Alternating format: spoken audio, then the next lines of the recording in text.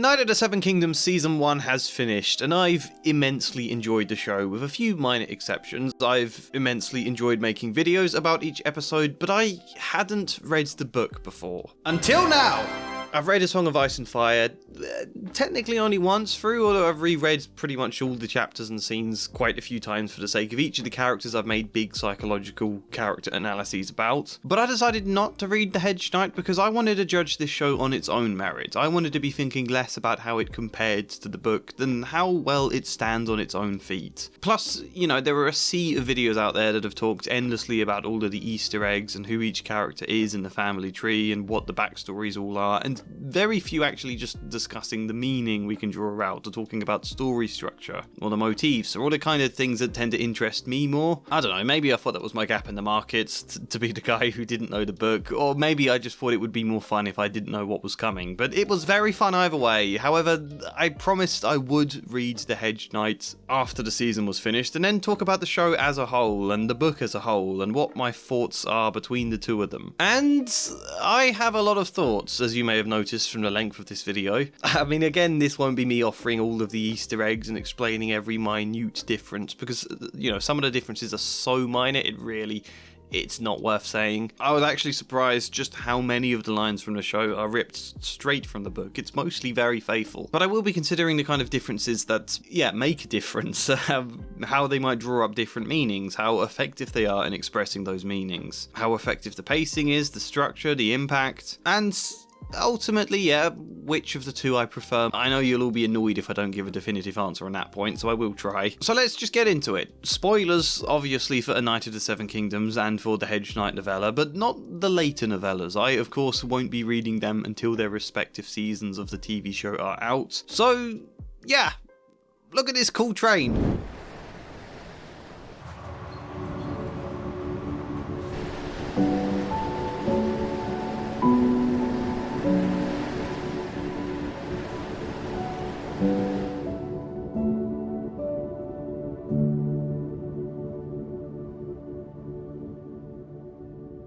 Eat like a king if I sold you 3. So we are going to go through the episodes and story in order, but before we do that, I think there's a point it makes more sense for me to tackle now, which is the main massive difference between the book and the show. The book, of course, is able to convey Dunk's internal monologue in ways the show cannot. And obviously this is an advantage for the book in a lot of ways, because it's easier to understand Dunk's actions and feelings. We can just see what they are written in a quick sentence. That Dunk wouldn't feel comfortable settling down near all the other pavilions. That Dunk thinks Gwyn Ashford isn't as pretty as Tanzel. Or Dunk thinks Aerion is holding his lance too low, which they can just get Dunk to say that aloud in the show version.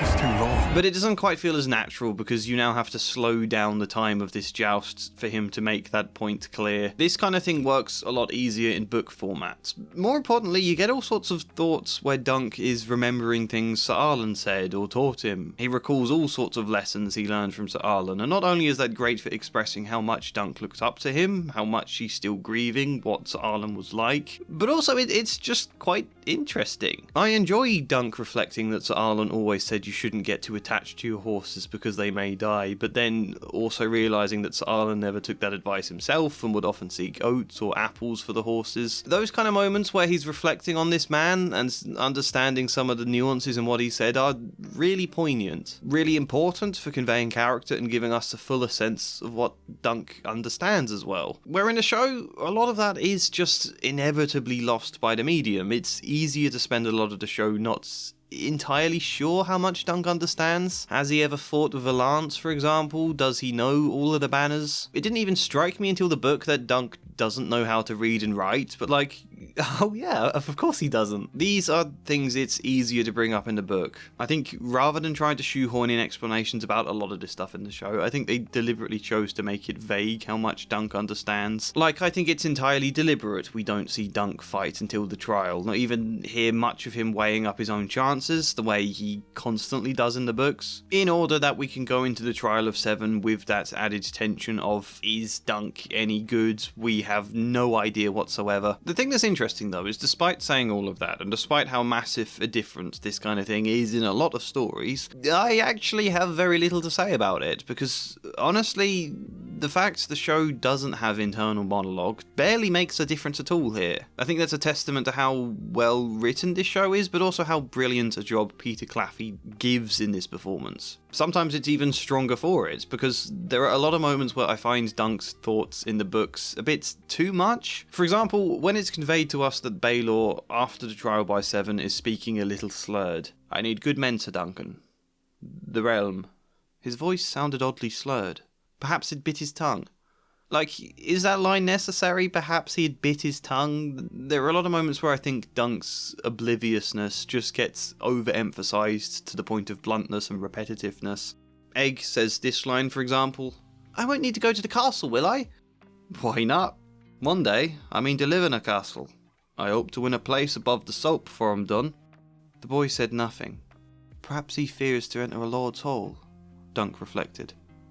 That's no more than might be expected. He will grow out of it in time.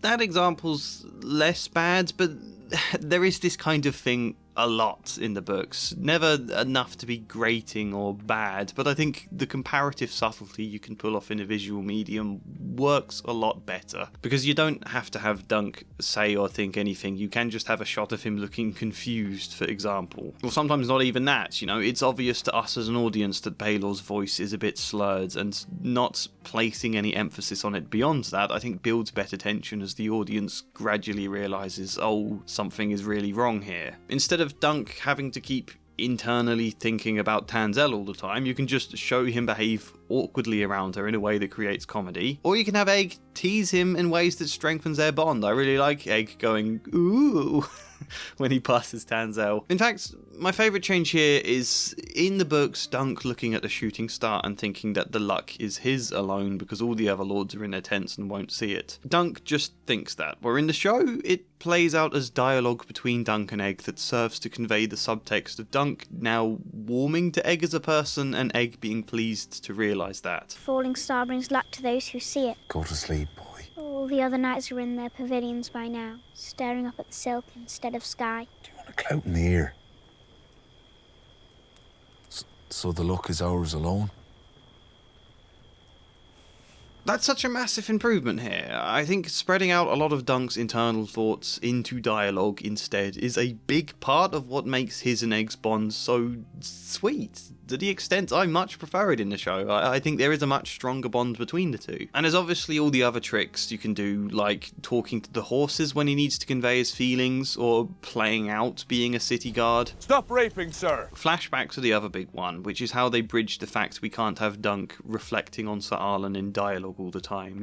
Why would Dunk be talking to Egg about Sir Arlen all the time? Sir Arlen always said this, Sir Arlen always said that. You can do that a little bit, but I think too much becomes just like your run-of-the-mill way of doing this. A bit sort of cheap in the writing, and I don't think it's very likely when Dunk is trying to be Sir Arlen now in front of Egg, trying to look after an Egg he sees like his younger self. So mostly the show saves talk of Sir Arlen for specific moments where it's most effective in the story, such as the kind of 3-beat punch that makes up the structure of episode 2. Dunk is explaining about Sir Arlen to Leo Tyrell and endless other lords, and nobody remembers him. Then Dunk is talking about Sir Arlen to Baelor Breakspear, who does remember him but has a different view on Sir Arlen's prowess. And only then at the end of the episode, when Dunk has a lot to brood over, does he speak of Sir Arlen to Egg directly, when it's to emphasise that he's going to show them all why Sir Arlen's name was one worth knowing. I think you would lose the real punch to that episode if Dunk was talking or thinking about Sir Arlen directly all of the time. So yeah, they make up for what else needs conveying through flashbacks or that fun shot of Dunk looking to a vision of Sir Arlen for guidance and him shrugging, that kind of thing. Generally, I think the flashbacks too are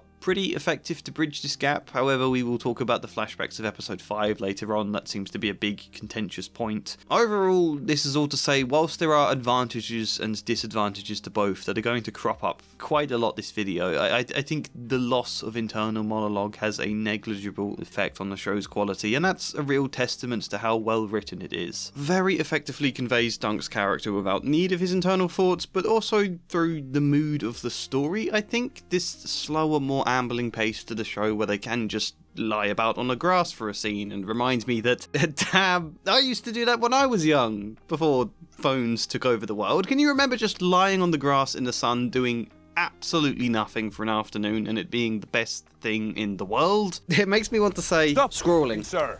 Yep. This video is sponsored by Scrolly, the little smiley fella here that keeps my phone from distracting me. Genuinely, I think this is such a brilliant, simple idea. Let's say, like anyone else, you spend way too much time on your phone. You get sucked into an algorithm designed to keep you addicted, and you lose time for socializing in the real world, for reading, for taking up hobbies, for just being able to sit with your thoughts a lot more comfortably, which is really important for managing and containing the kind of feelings that can otherwise often cause anxiety and depression. I mean, I'm a children's therapist. I know full well how damaging phone apps can be for the brain, children or adults. Scrolly is really simple though. You set which distracting apps you want to block, you tap it with your phone, and then you leave the house, and there's no way to use those apps until you can come back and tap it again. Totally blocked. That's so perfect if I want to go out and meet my friends, if I want to go for a walk to be with my thoughts, even if you just want time to yourself when you get home without being hounded by endless work emails or Slack messages or whatever it is that pulls you away from living your life. Scrolly is a very simple fix, and best of all, the app is totally free. No subscription, you just order one of these Scrollies from the site and then that's yours for life. Plus, you can even get one for 10% off with the code TREE. So if that interests you, make sure you click the link in the description or the pinned comment below to,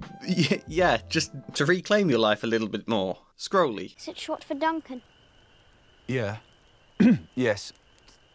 Sir Duncan the Tall. So this is episode 1 in the show, and unless it's the format of my copy of the Hedge Knight, there are no chapters there. Just sort of vaguely the first 30 pages, I would say, because, you know, some moments are in a different order, so it's not exact. But I would say the differences between the two bits of the story here are so minor, it isn't really worth discussing most of them. This video is going to be long enough as it is already, but I think the format itself is important. As I've said, there's not really chapters to the novella. Things just run on in a stream of events broken up by paragraph breaks without the contained structure you tend to expect of individual chapters. And I think this is a strength in the book. I think it really well conveys the feel of life sort of ambling along for the first big section of the story before, oh my god, events throw everything out of the window. You know, in the show they convey this sort of slow feel via whistling music or violin, the little montages of them eating sandwiches, watching the jousts, yeah, just sort of ambling on through life. That's a nice tone and mood to this show. However, if the episodes of a TV show didn't have their own contained structure where each episode builds to its own climax, reaches some level of conclusion or twist with its own mini arcs and conflicts, you know, without that, a TV episode might start to feel dead.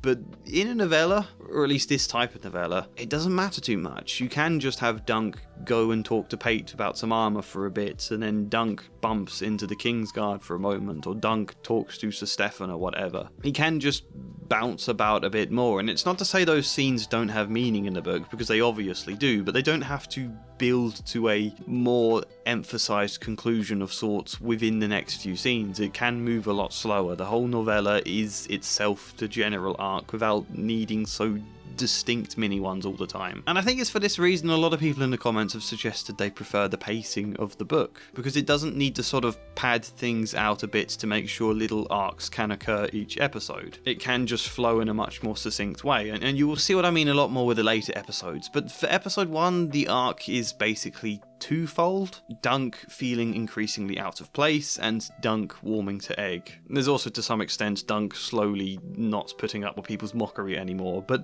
for the first arc this means rearranging the events of the book a little bit. The first thing Dunk does in the show when he gets to Ashford is visit Plumber, the Master of Games, where this scene occurs much later in the book. By that point he's already visited Pate about some armor, I think seen Tanzel, had Egg reappear at his camp, gone to sleep thinking about the shooting star before he ever visits Plumber. And yeah, because this doesn't need to be so distinct an arc in its own, we can just have a description of the tourney grounds and all the pavilions as something Dunk is not used to, and then just state. Yet however fine their pavilions were to look upon, he knew there was no place there for him.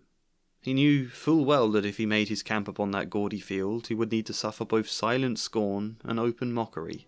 Again, there is still some arc in the book in the sense he does go back to his camp and think about the stars and how that gives him an advantage, but it doesn't need so big an emphasis to become the entire structure of an episode. Whereas if Dunk sees Plumber first in the show, this now sets up the idea he has to find someone who will vouch for him. This can now be a little kind of mini quest for the episode. Only he can't get an audience with Sir Manfred, and then the redheads mock him, and then there's a slightly aggressive interaction with Sir Stefan that baffles him. And these scenes altogether work as Dunk realising he's not got a place here, rather than Dunk just sort of instinctively knowing that from the beginning as he does in the books. Here he's a bit more oblivious to begin with, or at least a bit more kind of hopeful that just being a knight will allow him to blend in, and slowly realising that's not the case. Having that slowly become more obvious across those interactions creates a sense of trajectory and developments that you need for a TV episode, to the point Dunk then says, "Perhaps we should seek quieter accommodations." So he goes and finds the tree, has a wash, and that's half the episode. Now the second half is him trying again, basically, being a little more forceful this time, only he's still not allowed to see Sir Manfred, but he pushes more, snaps back when they mock him. "Must you mock me?" And then he bumps into Raymond again, is once more a bit snappy until the slight aggression is dispelled and they make friends, to which he then makes friends with Lionel, who, whilst they get along, can't give Dunk any advice for his situation because he doesn't really understand the Hedge Knight predicament. But then finally he sees Sir Manfred and chases him down this time, who just shrugs him off carelessly. So he tried once, but felt too out of place, too shy, too lowly, too kind of awkward in belonging here. Goes back to the tree because he doesn't fit in, but then decides to try again, be braver, was more successful, but also realised he doesn't want to fit in exactly. He doesn't want to be a knight like this. He likes going back to his tree, and he likes the advantage of the shooting stars, which, yeah, we end the episode with him finding Egg there and having that moment about the shooting stars. Pacing-wise, this is a lot slower than the book, but structurally it's much more tight for a TV medium. And then the second arc. He pays Egg little heed at first, then he feels guilty turning him away but thinks it's for the best, then he tries to turn Egg away again but reluctantly accepts him, and then we end the episode with the first sparks of a bond between the two. The arcs aren't like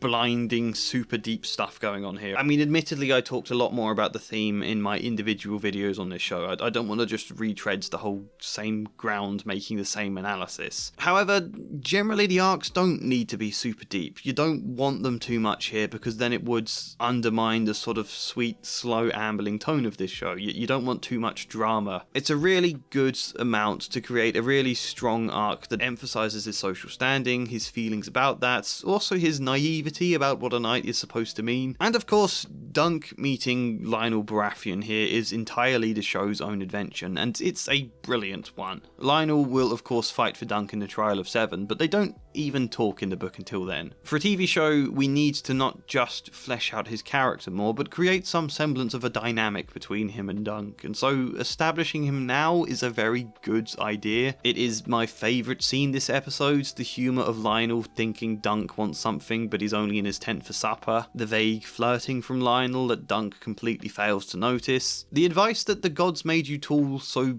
be tall, and how this factors into Dunk later saying to Egg when he asks for a name, Sir Duncan the Tall. That feels like more of a development across the episodes now, rather than just something Dunk mostly thinks in the moment in the book. The dance itself being a beat where Dunk realises the Highborn are in fact human, that Lionel completely fails to understand Dunk's situation because he is Highborn, and yet also still technically says something meaningful when recounting his story of sailing into the storm. If they had done it, I could do it too. Which is exactly what Dunk is hoping about the tourney. How effortlessly charismatic it is hearing him silence a room by declaring he said a profound thought and then ramble away into nonsense and yet still come out of that not looking awkward. I've said totally non-rambling, totally sensible things in a room and made it far more awkward. I just think this whole sequence is brilliantly done. It balances the right amount of structural development and setup alongside the slow ambling tone, and it injects enough pace and trajectory without denying us space to breathe in the world. I would rank this episode 8 out of 10. It's solid, it's sturdy like an old elm tree. I would be tempted to go higher because just marking it down for being the episode of setup without much payoff feels unfair when it's episode 1, but then I remembered Plumber gobbing into the cup.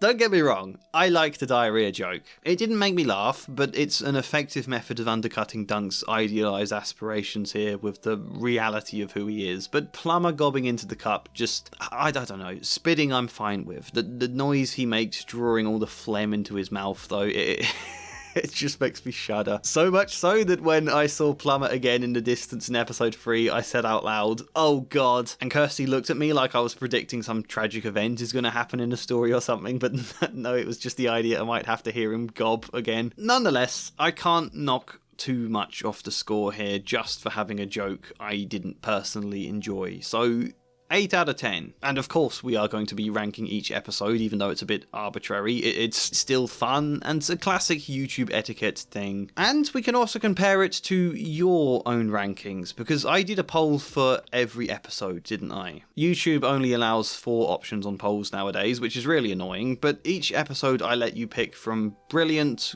good, a bit flawed, and I haven't seen it / a kind of neutral vote, so that the other ratings won't get distorted by people who are just clicking options because they want to see what the results are. So for episode 1, 31% of you said it was brilliant, 17% said good, and 3% said a bit flawed. At least at the time of me recording this. This is out of 4.9 thousand votes. Now, I'm terrible at maths, but I had a bit of a Google and a bit of a think, and I think we can quantify this poll into an episode rating with a little bit of work. If we give each poll option a different score, say brilliant equals 3 points, good equals 2, and a bit flawed equals -1, and if we use the percentages as vote counts, like if we said 31% makes up 31 votes that chose the 3-point option of brilliant, that would equate to 93 points. 17 votes going for the 2 points of goods is 34 points, and 3 voting for flawed is -3. That would give us a total of 124 points, which is not yet accurate enough because each poll may have a different percentage of people picking the neutral vote, which will vary how much 124 points is worth each time. But if we calculate the maximum possible score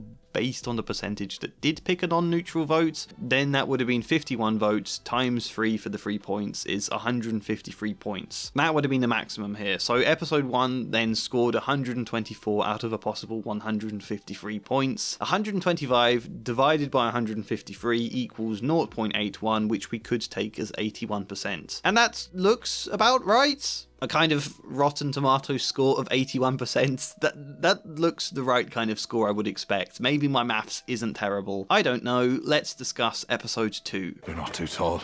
I mean, you're just right for... 4.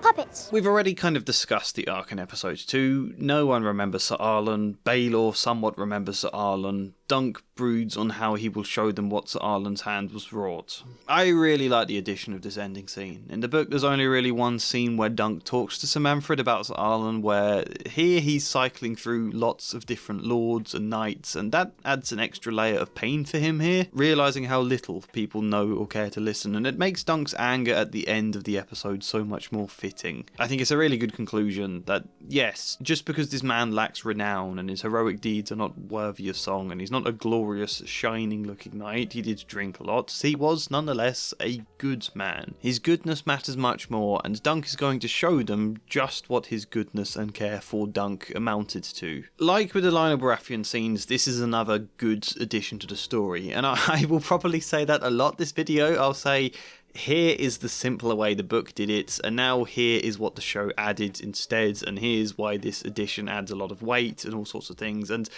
that will probably make it sound like I'm just constantly saying the show is better, but it's not as simple as that. You know, on the one hand, of course the show will be adding more bits. It's building out of the very solid existing foundation of the very short novella, and adding in more things to fill out space is just kind of what they have to do, you know, so of course characters get fleshed out more in a way that's positive. However, it doesn't necessarily mean the story as a whole is more positive. What we gain in extra details and all sorts of extra scenes that may have a lot of advantages to them, we might also lose in narrative focus or quicker pacing, for example. So just keep that in mind. But we open with the flashback that nobody would stop talking about when this episode released. I mean, if you watched my videos on each episode, you'll know how many comments I got about it. First, we're told there are no more dragons. Then we find out Sir Arlen is hiding one in his breeches. Sir Arlen the pipe fitter, Sir Arlen the home wrecker, Sir Arlen of Pennytree, thick as the castle tower. I don't remember anything apart from being attacked by the Alaskan bullworm in the first 10 seconds. I think Sir Arlen's schlongstucker would indicate like Dunk that, must how have did been this man ride a horse? Sir Arlen penis tree, Sir Arlen the blessed, Sir Arlen hung to his knees, Sir Arlen had a lance, Sir Arlen's home of Pennytree. I want the behind the scenes on the effect. Sir Arlen's penis is not the seven family only they will never forget the legend of Sir Arlen. I again think this flashback sequence has a nice amount of trajectory as we slowly see Sir Arlen getting more and more sick and Dunk getting more and more worried about him. This is an idea taken right out of the book. Well, one morrow brought the rains that soaked them to the bones, and the one after that had brought wet, gusty winds, and the next a chill. But a fourth day, the old man was too weak to ride, and now he was gone. Only a few days past he had been singing as they rode, the old song about going to Goldtown to see a fair maid, but instead he'd sung of Ashford. I find it quite touching to see that sequence play out in a flashback here, Dunk trying his best to remind people of who Sir Arlen is by talking him up. And it starts feeling like this cosy montage, showing us their bond until gradually you realise he's getting weaker, and what it's showing us is his death. And that's even when Dunk is trying his best to speak of Sir Arlen's prowess here, it's the grief coming up to his mind. I think that's really well done. Something the show changes from the book is that Dunk has Egg with him here when he's talking to all these lords. In the original, he charges Egg to wait at camp and guard all the supplies, which works fine when it's a short novella and Dunk is just like popping into town for a few quick scenes. Yeah, it's not town, is it? I don't know what you call it. The tawny field, I guess. Rather than it would mean Dunk disappearing for a whole episode in this show. That would mean not really seeing Egg at all. Also, Dunk is wary of Egg in the books at this point. He's half considering Egg might run off with all this stuff. The distance emphasises their lack of bond yet, and I suppose creates some level of tension as we're still trying to puzzle out who Egg is, where in the show, I don't think any of us have been under any illusion Egg will run off or betray Dunk, really. And when episode 1 ended with the first smirks of a budding friendship, it makes sense to build on that much more now. Dunk does still make a joke about how Egg shouldn't run off, but it's not entirely serious, so Egg is here, and he makes a nice quip about watching Dunk suffer his master dying over and over every time somebody fails to remember him. Dunk is tetchy for obvious reasons. Egg thinks Dunk should be bolder and ride into the lists, permission or not, where Dunk thinks Egg is too bold. And they both kind of have a point, I suppose you could say, but a more solid middle ground between these two extremes presents itself when the Targaryen banners go riding past. Going to try and speak to the Targaryens would be bolder, but not too bold necessarily. Dunk says he has an idea, and Egg, who sees the banners, suddenly suggests he should go back to camp. And this is more subtle than the line from the books where Egg doesn't want to visit the castle because we don't need to draw so much emphasis on it. You know, Dunk is still tetchy, has other thoughts on his mind. He's not paying much attention to Egg right now and is already walking off before Egg's finished talking. This is a good way to rework the scenes so you can include Egg in a way that feels organic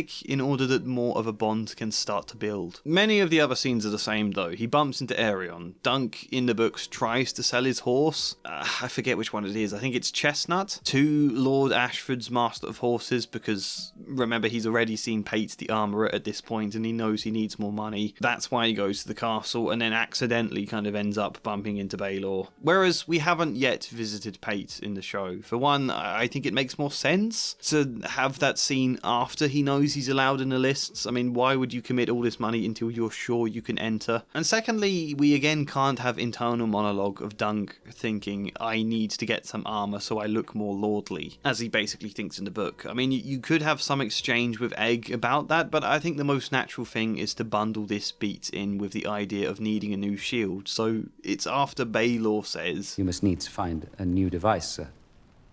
A sigil of your own. That Dunk is prompted to also seek out armour. I think it's cleaner tying those two beats together, and therefore Dunk selling the horse must come later on too. So instead of having his own horse here, the show has Dunk be the one quieting Aerion's horse when it kicks a stable boy in the face, which feels a little bit like foreshadowing. Dunk leads the horse to the stables when he then meets the two King's Guards, Sir Roland's Crakehall and Sir Donald of Duskendale, who in the books are mostly just a quick exchange to offer Dunk some some context about the Targaryens being here. I really like what they do in the show though. Sir Roland Crakehall asks Dunk, "Is there a proper place to shit around here?" which, on first viewing, I found this line a little bit much. On second viewing, this strikes me as someone trying to lower his register of speech a little to see if he can get along with the small folk type thing. I mean, admittedly, he stalks off when there isn't a proper place to shit around here, and it's now Sir Donald talking up how much he's like Dunk. Oh, Sir Roland is high nobility, I worked my way up, I'm the son of a crabber. I just find that a fun touch, you know, that not all class difference is always treating the small folk like peasants and servants and all that kind of stuff. Sometimes two seemingly amiable enough people who mean no harm can still be half using you a bit like a tool to give their egos a little tap by getting to feel like men of the people. But for Dunk, he is buoyed by these comments. Sir Donald is the son of a crabber. If he could rise to that height, maybe I can too. This is exciting. It gives him more confidence going into the next scene as he tries to seek out Baelor Targaryen. I think the fact Dunk is actively trying to speak to the Targaryens for help both strengthens and hinders the story compared to Dunk sort of accidentally stumbling upon them and then happening to ask for help while he's there, as happens in the book. It strengthens the story for the TV medium because it's useful to have a vague sense events are going somewhere here. Dunk hasn't brought his horse to sell, so it's useful to feel some purpose behind him being here, and I think it's nice to see him being kind of capable. But on the other hand, half the comedy is him stumbling in unaware, and I think his lack of awareness better emphasises his lack of understanding he has about the politics going on around him. So they're both nice in different ways, but this scene was the second time the show got an audible laugh out of me, rather than just an amused smirk or breath through my nose. The first was Dunk telling Lionel he was in his tent for supper, the second is him telling Maekar, Trust they will not be found dead. after Gwyn earlier joked about it and Dunk took it seriously. Probably dead. I think this is a really nice touch with Gwyn. She's effectively just set up for a joke here, but it's good to emphasise this whole occasion is technically supposed to celebrate her birthday, and yet she goes forgotten in place of the Targaryens. It was never really about her, and she's probably feeling a bit lonely. How easily the show can just cut to her expression in the crowd is often effective for this reason too. So I think that's good. By contrast, the show also earlier included a joke that, well, it doesn't land for me, but I do also enjoy it at the same time. Baelor being given a huge announcement for his arrival, and then Maekar just getting a minor mention. And his brother, Maekar. It does amuse me. I do like this bit, and it does serve to highlight their difference in station, and perhaps add some context for why Maekar killing Baelor might not have been an accident. But at the same time, this kind of moment does break the immersion a little. Generally, I think the comedy in this show is quite good, but sometimes it harms the immersion by stretching the believability for the sake of a joke that doesn't entirely suit how immersive and dramatic the show feels otherwise. You know, we get some great awkward humour with Tanzel that is dialogue ripped straight from the book, but obviously you can't convey an awkward silence in writing, where you can make it really effective here. So whilst this isn't really a comparison, it's just nice to see dialogue brought to life so vividly in these kind of ways. I think Peter Claffey is brilliant both dramatically and comedically in this show. And yeah, there are other changes as well, of course. We do now get the scene with Pate the Armourer, and in the show Pate agreeing to take the metal is more of a moment of empathy. I could make use of the metal. Where in the book he much more quickly says, I don't need it, but I could melt it down, therefore I will take it, kind of thing. And he has a nice moment then talking to Chestnut as she's sold, or he's sold, I don't know which. But generally, the main bulk here is just having more time between Dunk and Egg, making whatever space they can so the two characters can bond more. That's the massive focus this show decides to prioritise, and I'm glad it does. I think it makes for very sweet scenes and allows for our characters to just spend time sitting around doing nothing, having a drink, and then getting roped into a tug-of-war game. Again, we've got enough of a structure to each episode that we can afford to devote time to this without it becoming a drag. There's then also a second scene where they're drinking in a tent before the tourney, and Egg mocks Dunk about his standing. Dunk snaps back by mention about how Sir Donald of Kingsguard was a son of a crabber. His father owns half the crabbing fleets in Westeros. What? Character bonding, a bit of humour, and a vague character arc all rolled into one. We end the episode with the first jousts that I got quite a few comments complaining about. Both that you don't get to see much of what happens and that all the jousts are happening at once, which I think they actually do in the book as well. In terms of not really seeing much though, I can get that. It's if this sort of thing is what interests you, you do lose a lot in the show. Who tilts who, how it goes, who wins. We get a good sense from the jousts in general that Lionel Baratheon, for example, is very good, and he knocks the, I can't remember what they're called, the crests off people's helms, throws them into the crowd. He's a bit of a fan favourite as a result. We learn a bit more about the two Humphreys. This point applies to all of the jousting in general, this book. There's much more information in the book. We lose a lot of that. The big real weakness here, I think, for the show is that we lose a lot of sense of Dunk puzzling out which knights are skilled, which he stands the best chance against. It's nice in the book seeing how much more Dunk understands, and there's a lot more focus on Valar as a character in the books, where I don't think I even knew his name in the show. All we get in the show really is this brief exchange. Hey, who's that? Prince Valar. He's the favourite, I'd wager. I'll take that bet, sir. So yeah, this is comparatively very little. I think we do lose something important in terms of Valar and in terms of Dunk's reading of the knights. However, generally in terms of not seeing much of the jousting, I don't care. This is personal taste, but I do get bored reading a long description of which random knight unhorsed which other random knight, who the people cheered, who was good. I don't care because none of them feel like characters in the book. Valar carries a level of personal meaning for Dunk. Lionel Baratheon vaguely expresses a bit of personality, but, you know, generally it just reminds me of that long description Homer writes in the Iliad about all of the ships, and it's like, great, there's a lot of ships. They all look impressive.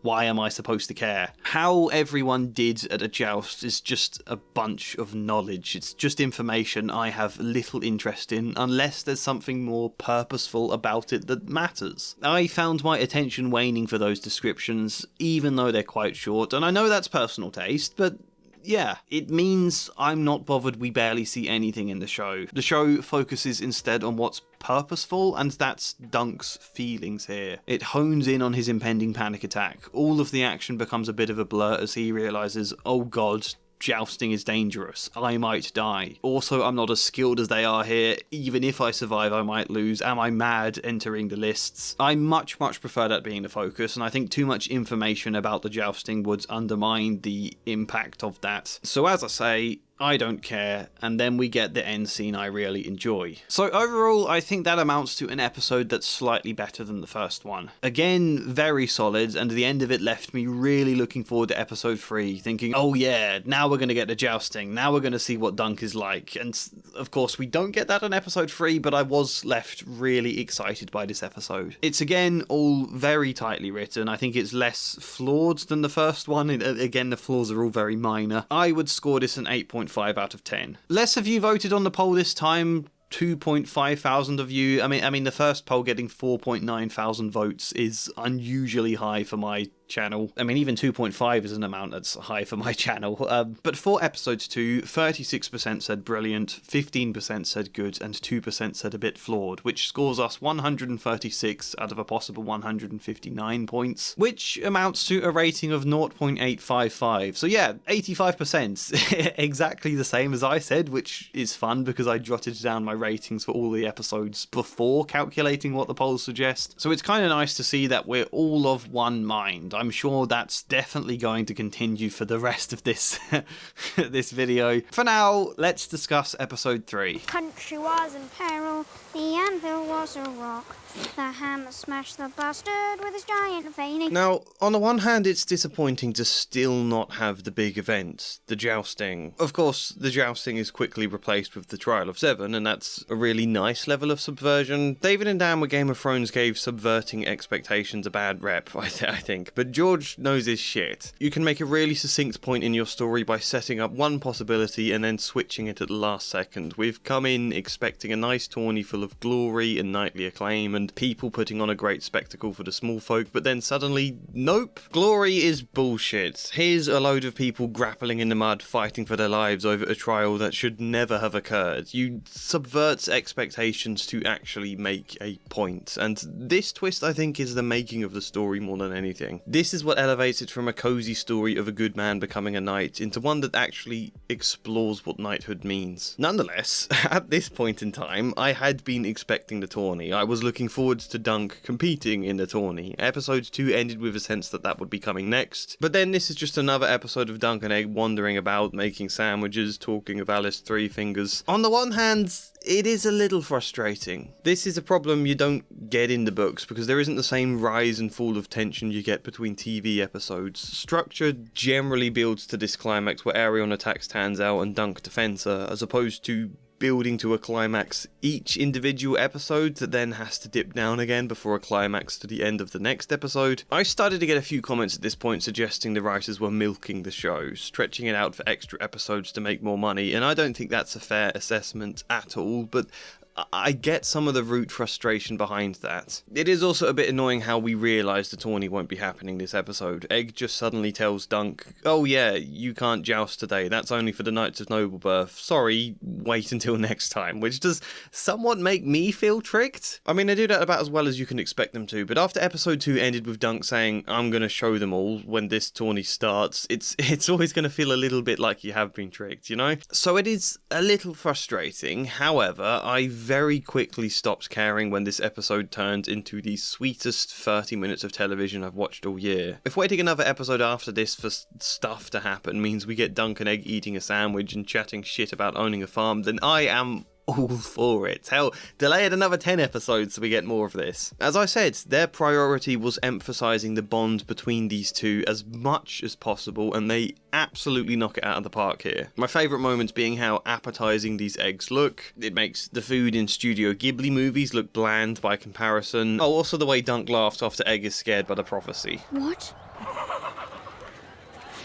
Thank you, that's very good. Unironically, this is the stuff television has missed. It's mad that just allowing space for characters to bond without a mass amount of plot and action heaped upon them feels like a refreshing idea nowadays. With Netflix's increasing pressure that all stories need immediate action and need to cater to people with low attention spans, this story, in contrast, is a welcome return to effective storytelling that trusts its audience and lets the world come to life. A tight structure where story ramping up doesn't have to come at the expense of characters just breathing, just spending time. You can have both those things at once, and a big part of how you do that is they write in very mini arcs to these slow-paced scenes. Ones that are there, and you can more subconsciously feel the effect of them. You can feel the scenes developing and having enough pace, but also enough in the background at the space for the characters and to focus on them, you know? For example, Egg takes Thunder out to practice before the tourney, which is a great way to emphasise the blossoming loyalty Egg is feeling towards him, by the way. But as a result of this, Dunk is then annoyed. Where did Egg go? Why didn't he tell me? Dunk is also nervous about the tourney, so he is grouchy and a bit snappy with Egg, and this is a nice little conflict, where Dunk is often caught between emulating Sir Arlan's harsher side, the side that's always threatening to clout him round the ear, and then Dunk's own empathy and intuition beneath that's realising he can also be kinder and gentler than Sir Arlan was. Egg is similarly upset that Dunk is chiding him for basically putting in work to do something good with Thunder, only to then remember again why he likes Dunk so much and why Dunk is the exact father figure or older brother figure that Egg has been missing, which of course will perfectly contrast Arion later this episode. But this is really nice story developing in the background, you know? Egg does something nice, Dunk misunderstands it and snaps at him, but then Dunk repairs it. Dunk is at first sewing himself, even though Egg wants to, because Egg doesn't know how, and he also instructs Egg to brush the horse, and then he'll only get hard salt beef, and only after he's done. You'll eat my fist if you don't do as you're told. But then Dunk softens. He changes his mind. He now instead shows Egg how to sew, teaches him, and then the two of them brush Thunder together. And then they both go and buy eggs together so Egg doesn't have to eat hard salt beef. It's a really sweet moment seeing Dunk soften soften and become like a father to Egg. This stuff is story, this is development, this is what I talk about when I say a bit of conflict and climax. I don't necessarily mean mass fallout and high stakes adrenaline drama. This kind of thing is enough if it's done effectively. It adds enough structure and development to the scenes that they don't feel flat, while also allowing the characters to breathe. Time and time again, this show is brilliant at doing this. Again, we're learning nothing of the jousting because our focus is on their bond. We get the return of the whistling music as we then glide into a montage between them. And then again, lines that in the book are just thoughts in Dunk's head. Here he gets to say to Egg, for example, that Egg is a good worker when he sets his mind to it. In the show, he says that to him, and we enjoy getting to see the sweetness of how delighted Egg is by this praise. You're a good worker when you put your mind to it. I think so. So all of that is really, really good this episode. We also then get a really effective joust between Arion and Sir Humphrey that does a great job establishing Arion as a character, establishing Egg's feelings about him, opening the space for this other mini arc of Dunk gradually starting to question the benevolence of the royal family that will end with him twatting Arion in the face. So I hope people don't think I'm saying I find all the jousting boring. I think here it's really engaging and interesting because it matters in the story. And you know, I find all this stuff all the more tragic on a second watch because Dunk and Egg are so happy this episode. They could just do this day after day and enjoy life. I mean, obviously money would run out and there's a tourney, but still, it's a nice crystallized snapshot of how life could be for both of them. Enough money for Dunk to have moderate comfort and enough freedom for Egg to be himself. And then, when this episode's at its absolute peak there, this little dream of Dunk playing at being the knight and Egg playing at being a common-born squire starts to crumble as Dunk is charged for attacking a Targaryen and Egg reveals his identity. I also think without the peak sweetness this episode, the ending we get in episode 6 where they get to ride off together would feel less hopeful, less optimistic, because we haven't seen a little snapshot of how good it could be, you know? Wonderful, wonderful episode that now ends with me thinking, okay, things are gonna kick off next episode. This time we're there. Now it's ramping up. There is also that moment with Plummet as well, leaving Dunk to wonder about if he should agree to this rigged match offer. And at the time, I quite liked this scene because I thought it was leading somewhere, but it doesn't. It becomes quickly very irrelevant, which I suppose is half the point. These questions of honour pale in comparison to Dunk hitting Arion, but it just feels like a loose end to me. It feels like something they either wrote in so there's at least some vague intrigue and conflict in the background behind Dunk and Egg milling about eating sandwiches, or else like this did develop into something later on but they ended up cutting it to save space. I don't know. As a result of what it is now, it just feels a little bit contrived once you know it's effectively pointless. So maybe I should fault the episode for that. Some of you may fault the episode for Egg's philosophizing about Alice Three Fingers. I had a few comments criticizing that, but I enjoy the moment a lot. I think it creates a nice contrast between the characters out of something absurd whilst also linking the idea of a knight to that of a whore, as they also did in episode 1 when Rowan suggested both professions mean putting their bodies on the line in sometimes dangerous situations, that at its heart the only thing separating the two professions is either a weak, shallow idea of glory that is idealised in contrast to a sex worker's job being seen in a derogatory way, or else a more fulfilling duty of honour to defend the weak. Honour is what separates the knight from the sex worker, I suppose. Without it, you are effectively no different, and a sex worker with honour is more worthy of song than a knight without it. Find a safer trade, lad. You'll be happier for it. One whore to another. See plenty of green boys every tourney. All with glory in their minds, but never in their hands. Be good to your body, knight.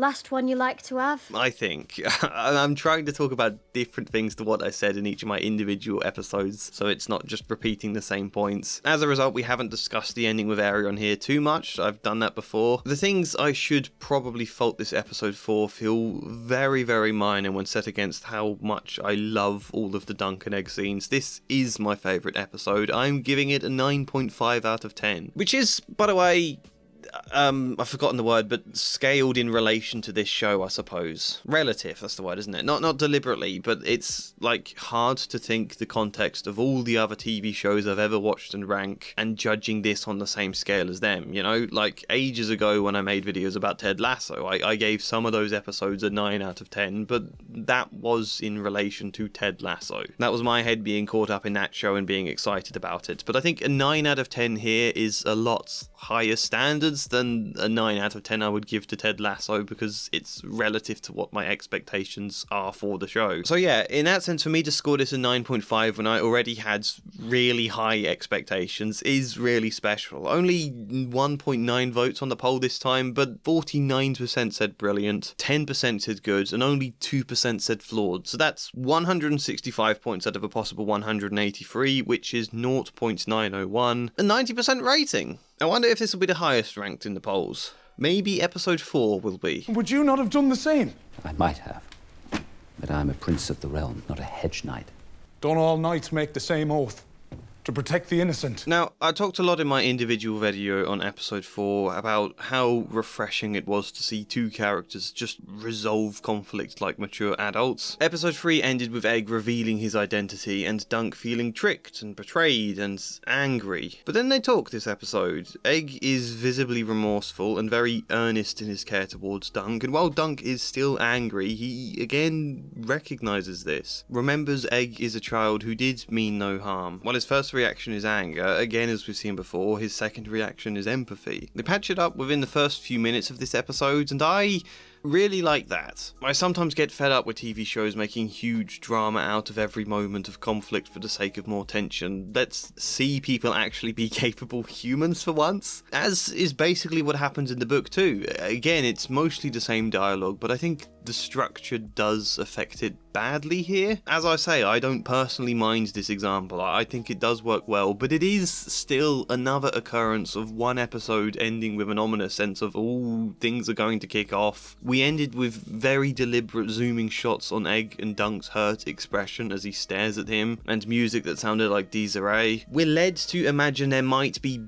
big conflict coming in episode 4, and then there just isn't at all. And as I say, I'm glad there isn't. I think this works. I think it's another smaller example of setting up an expectation and then subverting it for a clearer purpose. But at the same time, there's only so many times you can pull this kind of move before it does start to feel like just a trick to keep viewers eager to tune in next week, you know? Like you best tune in, there's going to be some beef between Dunk and Egg. And I just think, no, you don't need to play that card. You can trust we will tune in. You can even argue this episode 4, ends with the feeling that the trial of 7 is imminent, only to then have a long flashback next episode before we actually get to it. So yeah, whilst it doesn't bother me too much, I think people criticising these aspects of the story is probably a valid criticism to make. Trying to carve a more episodic structure into this relatively short story can make some of its episodes' conclusions feel like a bit of a trick. It's hard to imagine how they would do this differently, but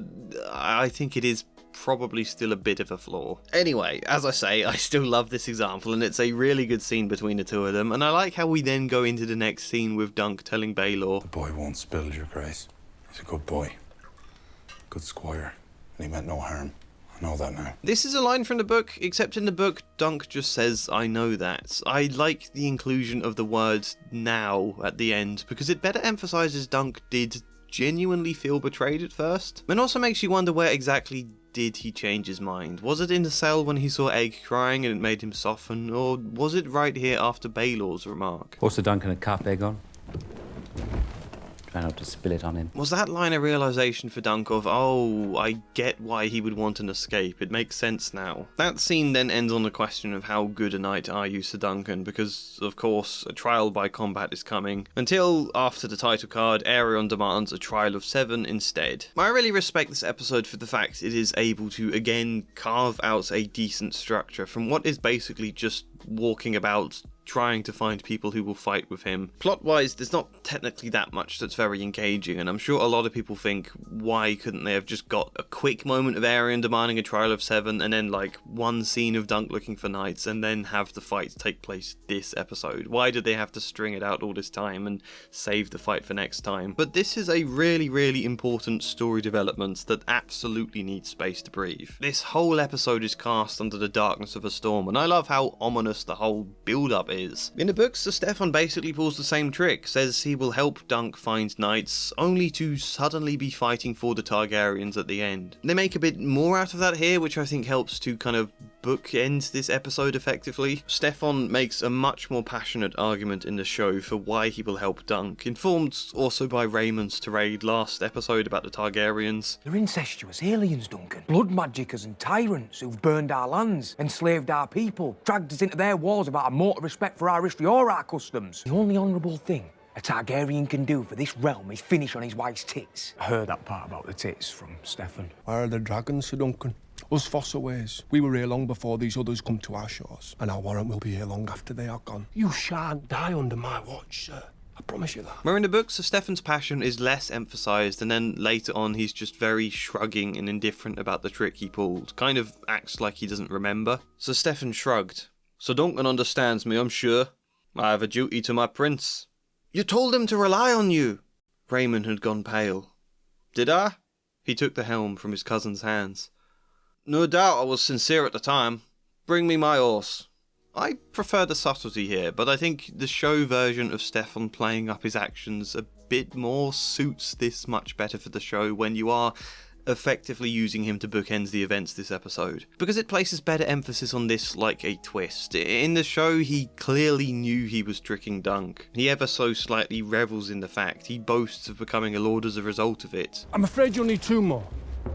I fight with Prince Arian and the accusers. Well, our prince would not have made me a lord elsewise, but for it thwarted Sir Duncan. I know great men who have traded their honour for far less.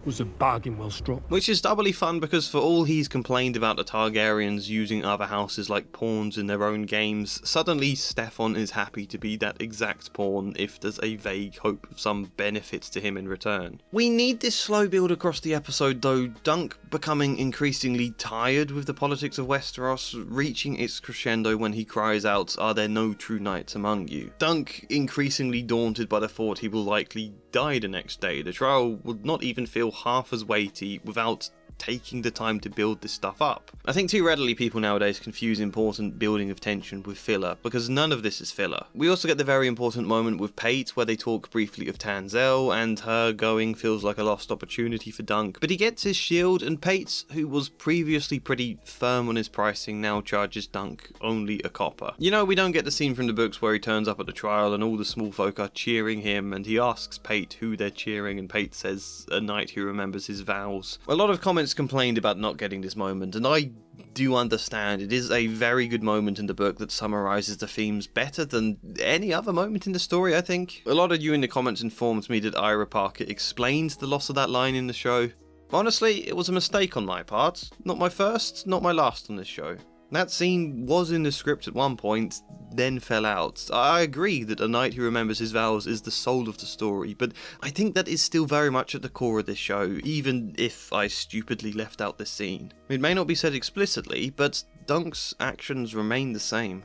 Now, I really respect Ira Parker just admitting it was a mistake, because we know a lot of writers would have just tried to bullshit some reason to justify it. On the other hand, part of me wonders if he's doing himself a disservice here, playing the kind of self-deprecation card, because it's easier to just appease all the criticism about this moment than it would be to try and genuinely explain, because doing that would come with the risk that your explanation sounds like you're just bullshitting. Because whilst mistakes do happen and you do forget things, and no doubt that's very easy in the course of producing a show where there's so many different things to juggle, sometimes you do nonetheless forget things for a reason, or make mistakes for a reason, and there's no guarantee that had they filmed this scene it would have come together well enough in the editing room to actually include it in the episode. I stand by what I argued at length in my episode 5 video, that having this moment as Dunk is preparing for the trial would undermine the tension and fear for his life they're ramping up. And if they were going for the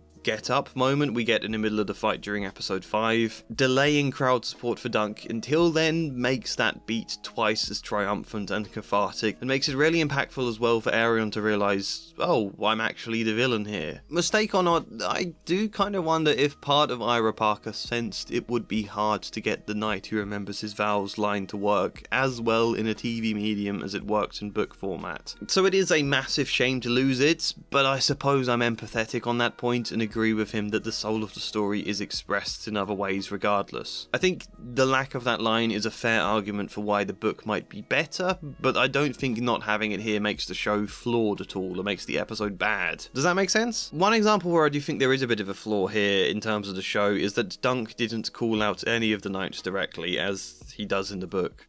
He saw Sir Manfred Dondarian seated in the highest tier. Sir Arlen took a wound in your lord father's service. The knight said something to the lady beside him, paying no heed. Dunk was forced to move on. Lord Lannister, Sir Arlen unhorsed you once in Tourney. The grey lion examined his gloved hands, studiously refusing to raise his eyes. Lord Caron? Lord Swan? Lord Swan laughed softly, as Lord Caron whispered in his ear. Dunk reined up before Sir Otho Bracken, lowering his voice. Sir Otho, all know you for a great champion. Join us, I beg you. In the name of the old gods and the new, my cause is just. That may be, said the brute of Bracken, who at least had the grace to reply. But it is your cause, not mine. I know you not, boy.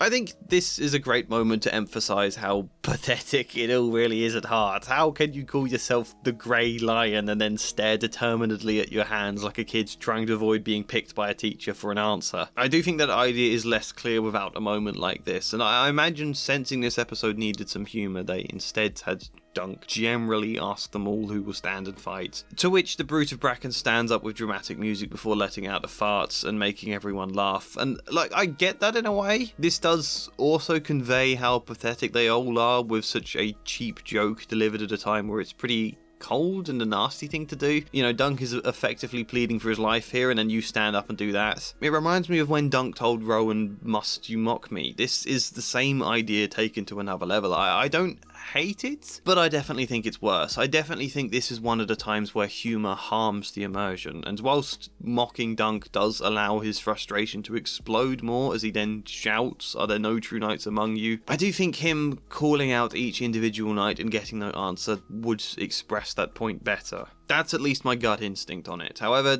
I love the atmosphere of this scene as a whole. The fog was such a great touch. Baelor riding in is done perfectly. The classic Game of Thrones theme reworked a little here, kicking in with his arrival. It's a very, very strong way to end this episode. Again, it means waiting another episode before the trial, but I don't mind that here too much. As I say, I respect how well they've crafted a satisfying structure out of what is essentially just set up for the trial. Like, if this show had hour-long episodes, it would have been so much easier here for this to just be the first half of the episodes and then the fight in episode 5 to be the payoff at the end of the episodes. That would have worked better, but it's not hour-long episodes, and I'm 90% certain hour-long episodes would have worked terribly for all the earlier ones, episode 1, 2, and 3, because Dunk and Egg milling about as much as they do, having some light character moments, with only a very soft and subtle amount of character arc layered beneath that. I think that stuff would have started to feel repetitive and sluggish if you stretched it across 60 minutes. Stopping every 30, I think, is a nice break point, whereas if it was every 60, I reckon each episode would have needed bigger arcs, more weighty arcs to cover that space, and then you would start having to write in extra tension and conflict in ways that would then be too much, might break what's so satisfying about this show. So 30-minute episodes is right, in my opinion, even if it makes the job much harder here for episode 4. But again, it's impressive how this episode is very, very good with those difficulties to overcome. I will knock a few points off for the humour, for the fact some audience members might feel a bit cheated, but I will still give it 8.5. I didn't think to include more precise decimal points when I jotted down my ratings other than 0.5, so maybe I would have stretched this to 8.6, 8.7, 8.8, but all the same, what did the polls say? 2.4 thousand votes this time, 62% said brilliant, only 8% said good, and only 1% said a bit flawed, which is the least votes for flawed so far, and also 62% for brilliant is the highest for that as well. But equally, we have to factor in that the I haven't seen it option has the least votes so far. Only 29% compared to 39 the time before, 47 before that, and 49 for the first episode, which either suggests YouTube is getting better at sensing who to promote my videos to, which I highly doubt, or else people were tuning in more to this show once the good word started to spread. But if we add it all up, it's 201 out of a maximum 213 points, which works out at 0.943. 94% for this episode. Is that right? Have I added this up? Let me check a second.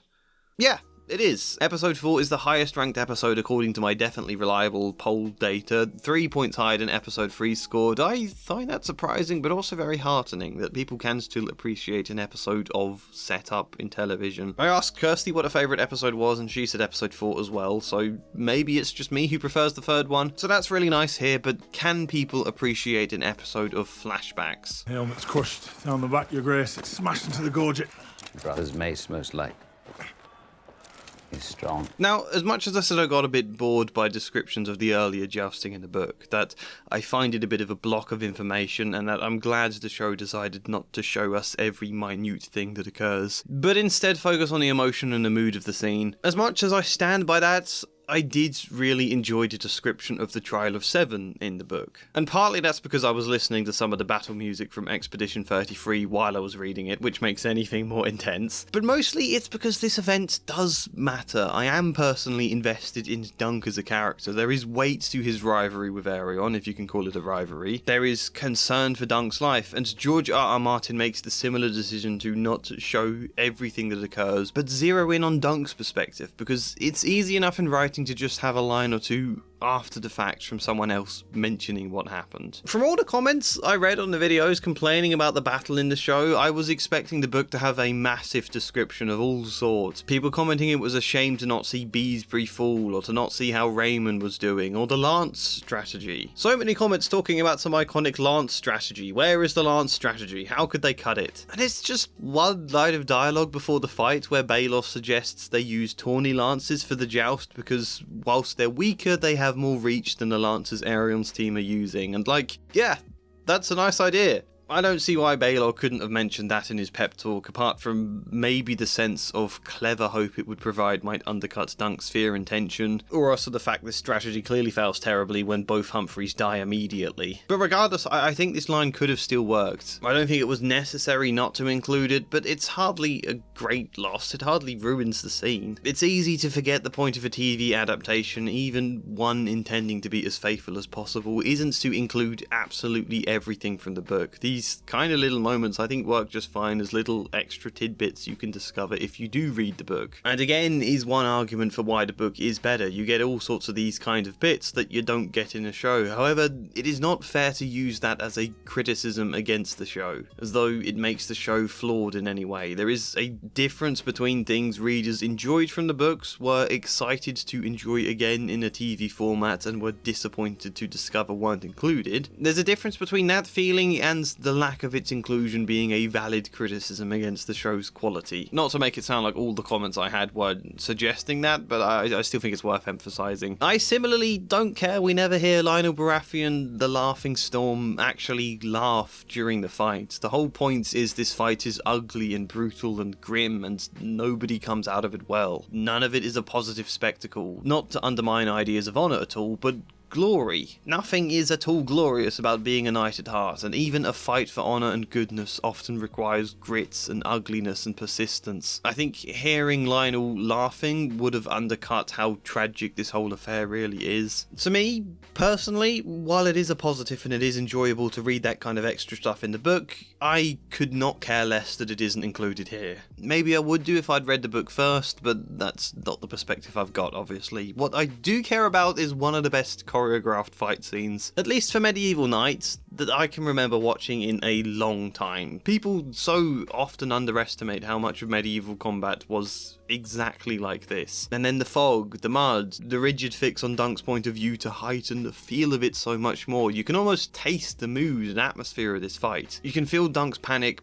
palpably through that helmet, and to be honest, a lot of the things people complained about not seeing, you can see happen just in the background. It just takes a second viewing to spot Baylor being whacked on the helmet or whatever. I do have problems with this sequence, but can we first just admit it's amazingly choreographed and filmed? I really love it. My problems are that maybe Dunk takes a few too many stabs and bonks on the head for believability. I think 7 each to reflect the Trial of 7, but is that symbolism necessary there? And secondly, it becomes just a tiny bit too tropey for me when Dunk is passing out and the crowd is calling for him to get back up, and then he does and it's all triumphant. This feels like your generic rock bottom moment from those fights at the end of a big Hollywood movie, you know? It is a trope. Very well executed here, I have to say. I cannot fault how well they do that trope, but it is still just inevitably a bit generic nonetheless. The flashback though, this is by far and large the thing people have complained about most in my comment section. The flashback is too long, it is pointless, it tells us nothing important, it is filler. I completely disagree on every level. I think it's very purposeful, but let's first mention, as I have throughout this video, the effects of structure. For all the reasons we've mentioned before, we get to the trial of Seven after episode 4, and that would mean either in episode 5 where the trial happens in like the first 10 minutes, Baelor then dies, and then these big dramatic events are followed by a long low beat of grief after all the climactic events, which would just feel very kind of backwards structure for an episode, you know? I think squeezing episode 6 at the end of episode 5 would be really weird. In a way, it's not a problem in the book to just kind of have a little bit after Baelor's death. Doing that here would just feel like something massive and then petering out to something small. Or alternatively, you have an entire 30-minute episode here of non-stop action. And I cannot imagine how repetitive that would start to become. It sounds great in principle, but no, I would hate that. It would turn this show into Marvel or something. You know, the Battle of Helm's Deep from the Two Towers, considering how massive that battle was still only 39 minutes long. It's a battle chock full of story as well. So many beats, from the walls getting breached, the elves dying, Theoden losing heart, Theoden regaining hope, Gandalf charging in. You know, we get moments with the small folk in the caves, them trying to get out. The reason that battle can last 39 minutes and not get boring is because there is so much to convey and so many different character, story, thematic beats weaved throughout the action to give it a strong sense of rhythm. As I keep saying, it's not just action where stuff happens, there is developments going on throughout in the background. The same could be said of the Battle of Castle Black in Game of Thrones or Blackwater Bay. Think about how many story beats there are to that battle, there's loads of them. Even the Battle of Rook's Rest in House of the Dragon Season 2, which I think was only about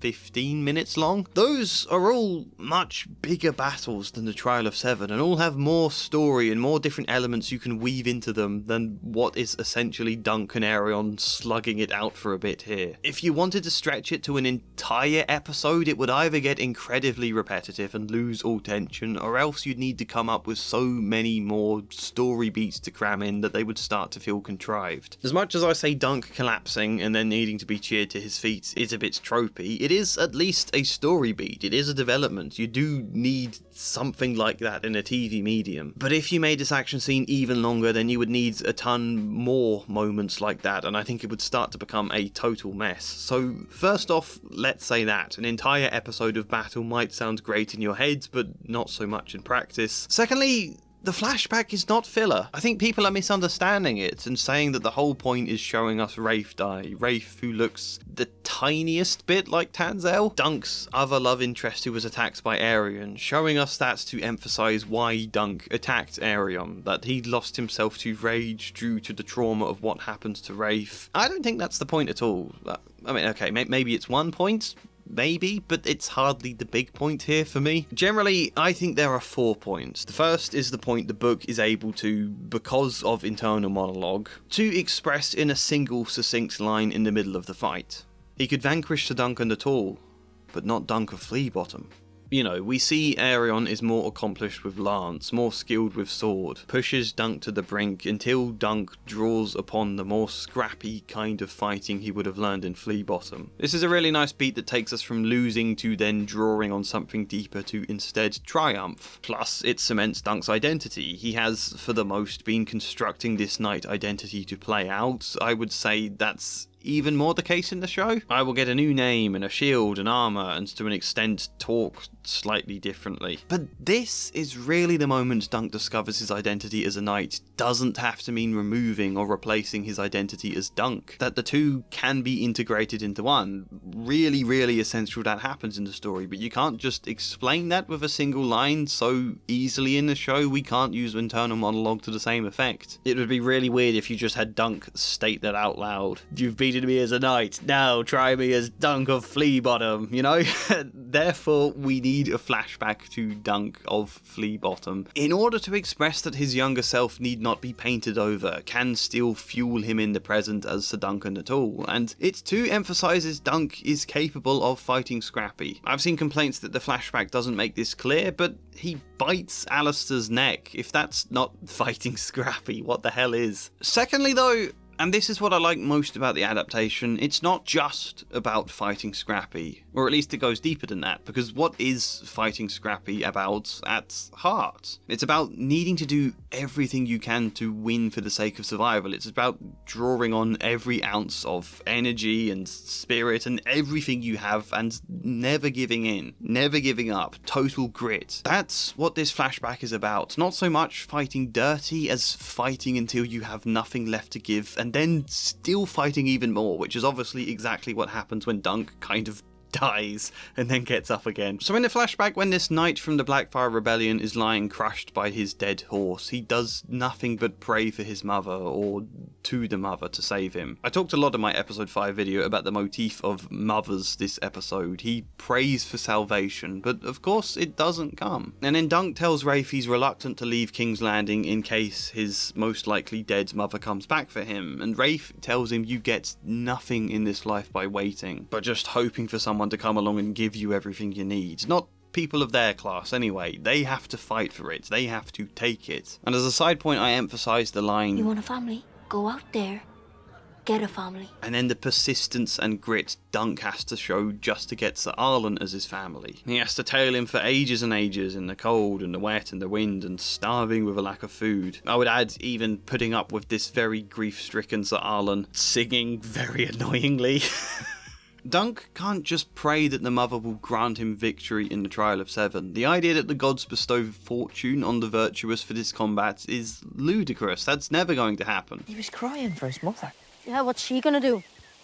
Left the fucking horse off his legs. Dunk will have to fight with everything he has because yearning for his mother was never any good. When he is fallen beneath the weight of his own metaphorical dead horse, he will have to get up. He will have to push it off his own body. And it is then in getting up again that he wins. Aerion, however, will never have that level of grit. Aerion won't get executed if he yields. Aerion has never needed to fight with that kind of grit in his life. Aerion has only known luxury. And I think him realising that Dunk will keep on rising, I think that unnerves Aerion and is then part of why he does lose in the final bit of combat, and then obviously part of why he yields. So it's not just about fighting dirty, it's about drawing on a deeper resolve. And thirdly, if we're talking about Rafe, let's not forget, for all Dunk's anger and fights, he doesn't save her. Dunk is about to be killed just the same as Rafe, if not for Sir Arlen. He is the saviour in this scene, and he does it in the name of the mother. Which firstly, this is the moment where Dunk forms his big idealisation of a knight. It's why I like seeing Dunk play with the sword and helmets the way Egg plays with his armour in episode 1. A knight is someone capable of standing up to guards in a way he and Rafe were not capable. They are the ones who both have the ability to fight them and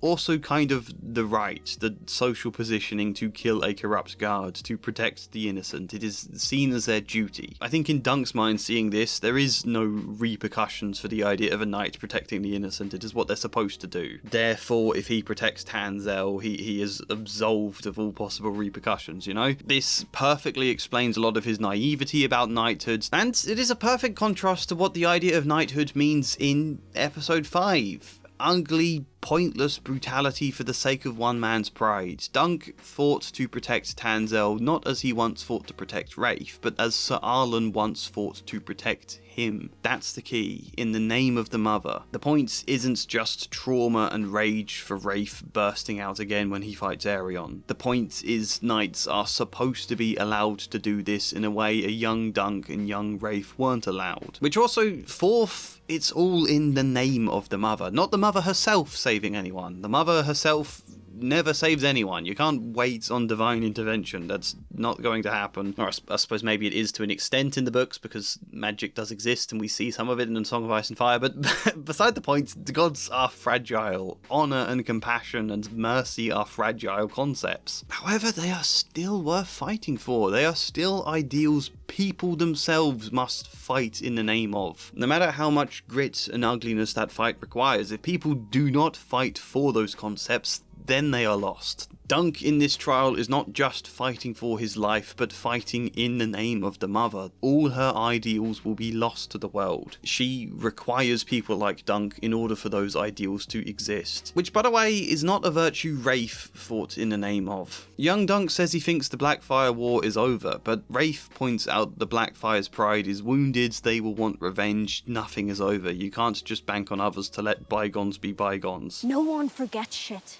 You hurt someone, they hurt you back. This being the unspoken rule of law in Westeros, which is exactly why Aerion and Maekar are both keen to see Dunk dead. The law of honour is often overruled by laws of pride and revenge. Dunk and Rafe get pestered by Alistair, and Rafe steals his ale in revenge for how Alistair always steals from them. The evil bastard was about to steal our shit, so I stole his. Rafe believes this is the way of the world. Someone hurts you, you hurt them back. There's no point trying to be better than the way of the world, this is how it is, we have to accept it. But it's a mentality that gets her killed. Alistair steals her coin, so she steals his dagger, so he slits her throat with it. If you fight only for revenge, you will breed only more revenge in your wake, and some of it may even burn you. So whilst Rafe is correct, they have to fight for everything they will ever get in their lives, Sir Arlen also teaches Dunk to fight for more than just pure rage and pride and revenge and survival, to also fight in the name of the mother, which is also ultimately why he accepts Aerion's yields, despite there being another part of him probably very eager to kill Aerion here. You know, I've laboured this point a lot, I've just suddenly realised how long I've been talking about it, but yeah, I cannot understand how people don't see this, how they just chalk this whole flashback down to being as pointless filler. It's not. Do I think the flashback could be a bit shorter? Yeah,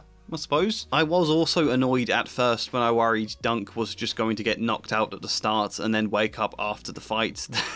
That would have infuriated me. I don't begrudge anyone being frustrated by the interruption of a flashback, but it definitely works. It's definitely not filler, and I think once you know where the episode is going, you would find it a lot less frustrating on a rewatch. Plus, Sir Arlen's fight against Alistair is also some really good choreography. Is that not good action? Oh, and we haven't even mentioned Baelor's death.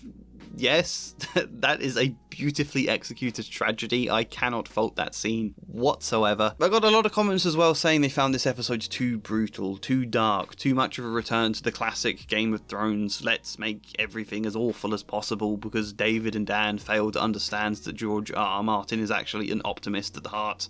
How we go from Dunk and Egg eating a sandwich to Dunk pulling a dagger out of his hands and Baelor's brains falling out.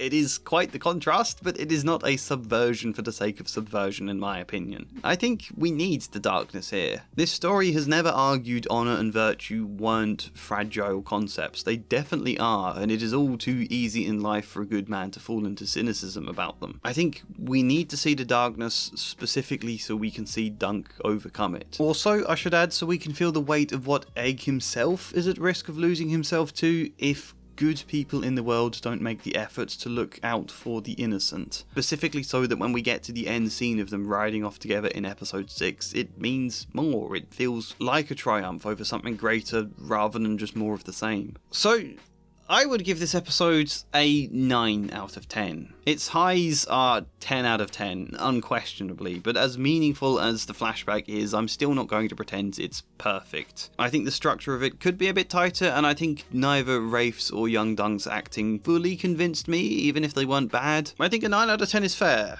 Out of 4.2 thousand votes this time, a lot of people wanted to vote on this poll, with only 20% now saying they haven't seen it. 64% said it was brilliant, 12% said it was good, and 4% said it was flawed. So the highest amount for brilliant, but also the highest amount for flawed. That accounts to 212 points out of a possible 240, which works out at 0.883, so still 88%. That one surprises me too. I thought based on all the complaints I saw in the comments, this might rank the lowest of the season. I'm very glad it doesn't. I think 88% is fair, and actually thinking about it, I think this was the one where it got the really high rankings on IMDb before getting bombed, wasn't it? So maybe that makes sense. That now leaves only episode 6. Darren never slept in a ditch.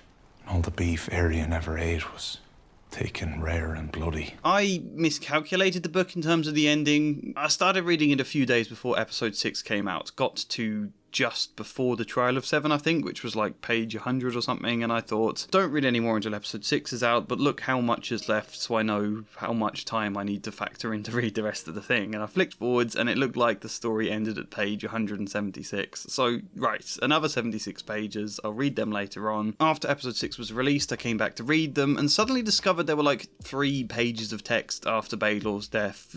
I was surprised. It turns out page 176 is when the second story, The Sworn Sword, ends in my book. So that slightly banal anecdote is just to say it's crazy how a couple of pages of text become the entire 30-minute episode here. Basically in the book, after Baelor's death, you get a quick description of Baelor's funeral and Dunk's feelings there. We have a smaller version of the same scene with Valar. Then Dunk just walks back to camp when Maekar comes to find him, and there is just one scene between them with a lot of the same dialogue. How people will whisper Maekar meant to kill him. Dunk suggests they both killed him, and they agree that they will both hear whispers before Maekar then offers Dunk to come to Summerhall where Egg can be his squire. But instead of Dunk saying no, as he does in the show, and then a later scene where he suggests he will squire him but only away from Summerhall, instead of that, Dunk makes the suggestion now. He says, I will squire him but not there. Their conversation about it is a little less tetchy than in the show as well. Maekar then seems deep in thought and walks off without answering, and we then get Egg appearing just in the next paragraph. Finally, he turned and walked away,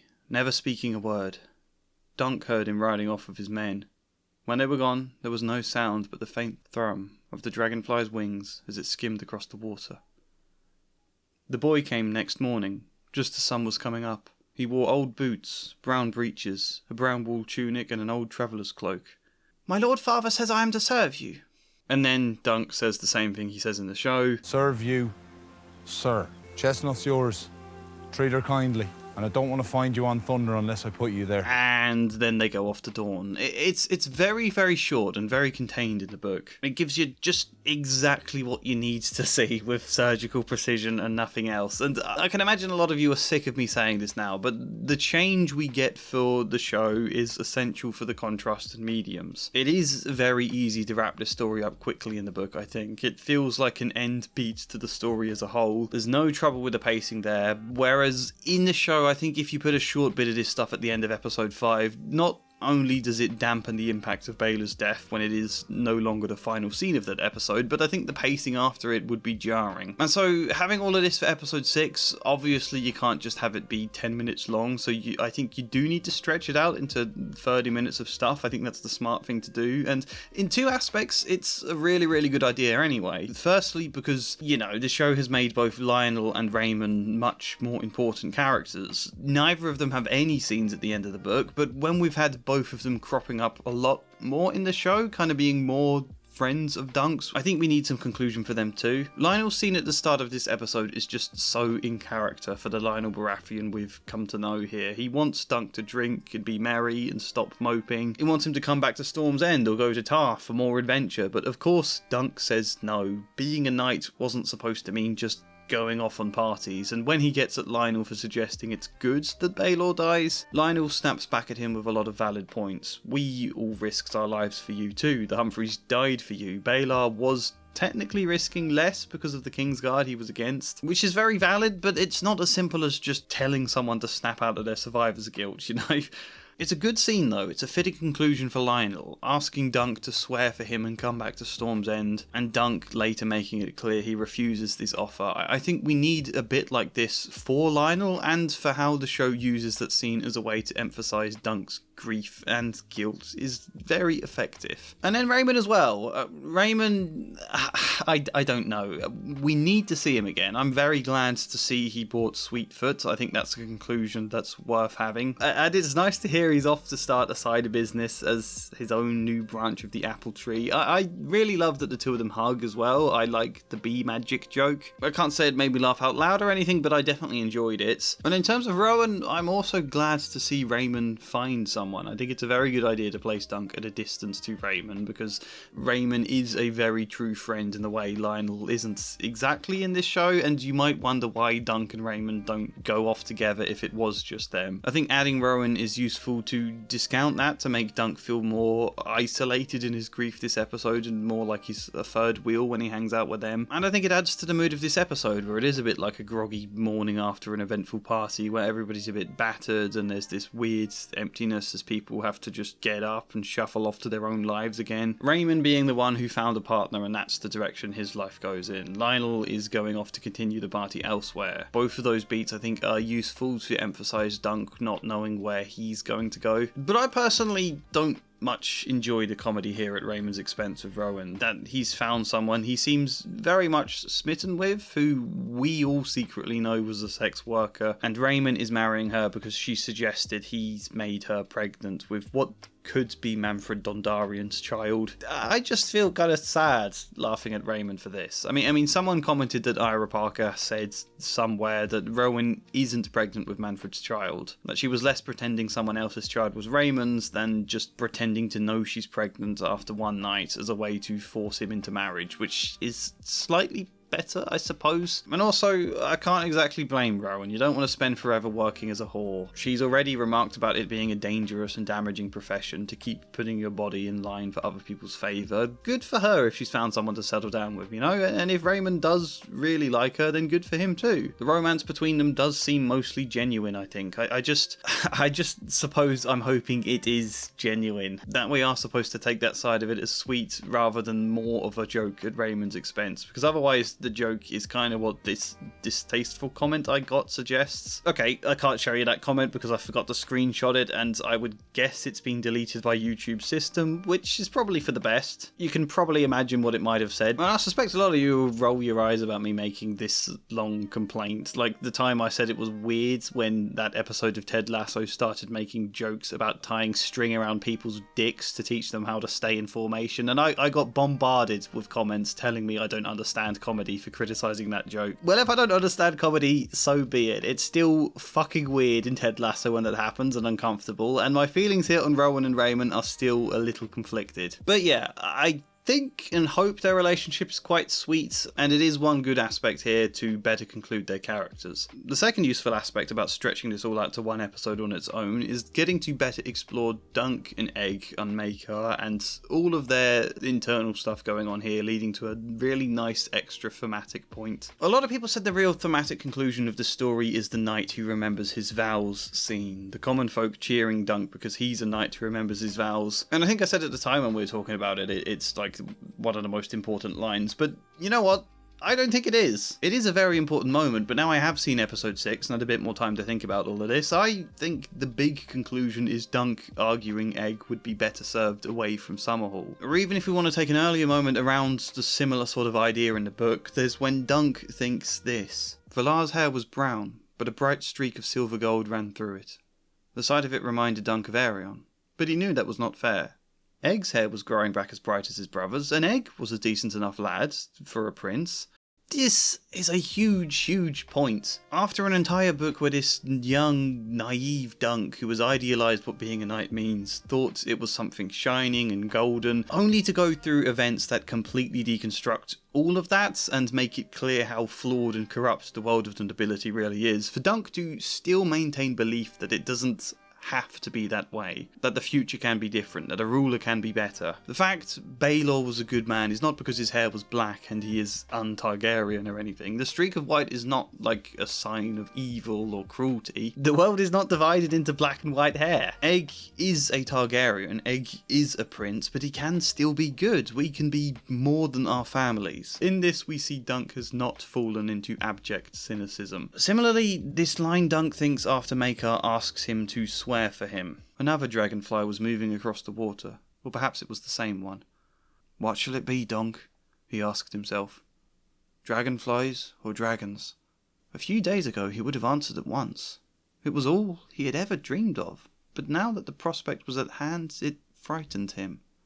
We need this kind of beat to highlight how Dunk has changed. This is the real conclusion. Sure, the small folk cheer a knight who remembers his vows, but this was never about being cheered or loved. That was never what he wanted to be a knight for. The real conclusion to this story is Dunk not swearing himself to a lord. I mean, whilst Dunk sneers at the idea of Summerhall, he still has belief in Egg as a person, with neither idealization or cynicism. He realizes a good kid needs the right environment. And I think this theme is doubly true in the show, where it has several times pushed on the idea that a dead Targaryen is the only good Targaryen, specifically so that Dunk can find a more nuanced take in the middle. I think episode 6 does a really good job of taking that end conclusion, that wider theme there, and making it the arc of this episode. In many ways, this episode is the struggle for Egg's soul, I suppose. And you do that by principally just having two scenes between Dunk and Maekar. One where Dunk does at first say no, says that he's done with princes, expresses the kind of cynicism we've been talking about, and then another where he remembers that whilst Egg is a prince, that doesn't inherently make him a bad kid, and that Dunk can help with that maybe this could be his purpose. As a result of splitting those scenes, Dunk deciding to take Egg but away from Summerhall now feels like a big realization he's come to that gives the end theme a bit more punch, you know, makes it feel more like the conclusion, more like the argument the story means to underline, which I think is a very good idea, but I don't think it does feel strong enough in how that's conveyed, and my feelings there are because the structure of this arc isn't as tight or well put together as the arcs in all of the other episodes, which people misunderstood in my episode 6 video. I've got a lot of comments that were thinking I was saying this episode needs some big drama, some high adrenaline, some massive conflict to end on a big twist, and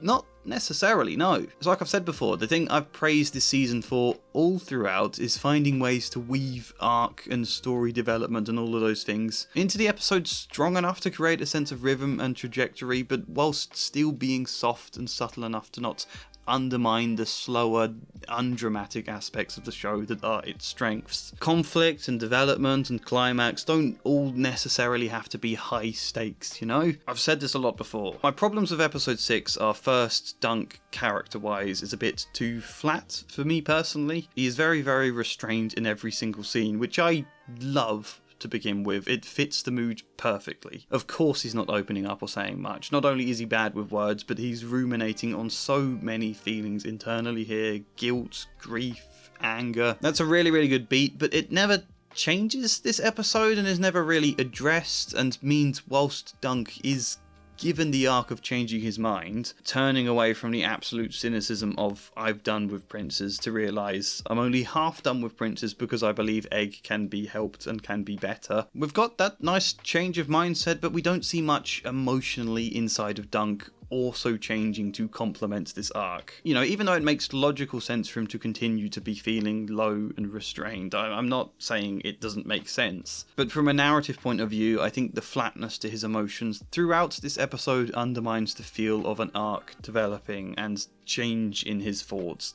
Does that make sense? Secondly, I think it's not anywhere near as subtle as the arcs in other episodes. As I've said, they've often weaved it into the background in a very pleasant way that doesn't draw much attention, that doesn't make the story feel too dramatic, but here I think it's very obvious what the story is doing. You know from the very second Dunk says no to Maekar and that he's done with princes, that there's going to then be a load of scenes with the purpose of making Dunk change his mind. And also because there's only half the runtime of the episode left at this point, you know they're going to have to do those moments very quickly, and I think they're quite heavy-handed with it as well. Daeron outright telling him, My brother wasn't always such a little monster, but Aerion was quite the glad child once.